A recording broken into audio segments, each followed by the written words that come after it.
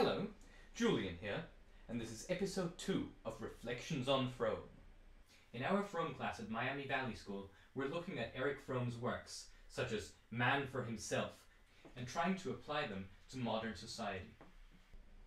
Today, we are going to discuss Fromm's concept of the humanistic conscience.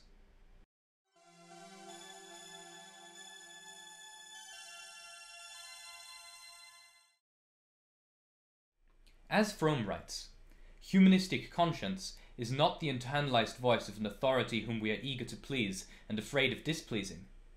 It is our own voice, present in every human being and independent of external sanctions and rewards. What is the nature of this voice? Why do we hear it, and why do we become deaf to it? Fromm goes on to point out that the root of the word conscience is conscienta, which is Latin for knowledge within oneself. Knowledge of our respective success or failure within the art of living.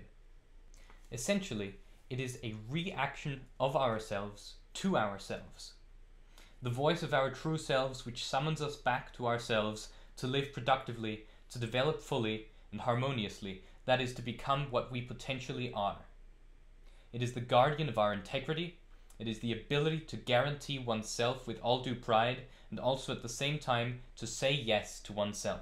While conscience is basically the voice of reason, there are many cases when people just don't listen to their humanistic conscience. Obviously, the only way that the voice of reason is going to do any good is if we actually listen. As Fromm writes, we listen to every voice and to everybody, but not to ourselves.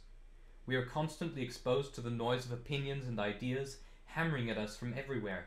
Motion pictures, newspapers, radio, idle chatter. If we had planned intentionally to prevent ourselves from ever listening to ourselves, we could have done no better.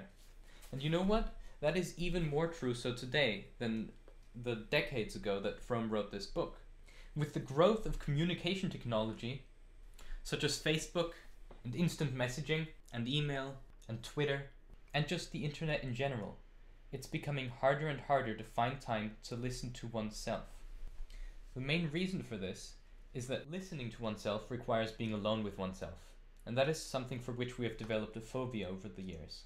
We're afraid of being alone, of having time to do whatever we want. And if we have nothing to do, we feel guilty that we're doing something wrong.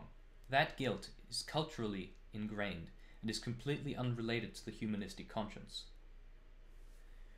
Now, I'm not saying that change is bad, that technological growth is detrimental to society. I'm not saying that at all. All I'm saying is that we need to find time in our busy lives to spend time by ourselves in learning how to lead productive lives. And that is something that has become increasingly difficult over the years. That concludes this week's episode of Reflections on Fromm. If you liked this video, why don't you check out some of the other students' responses on the YouTube channel? Farewell, and see you next time.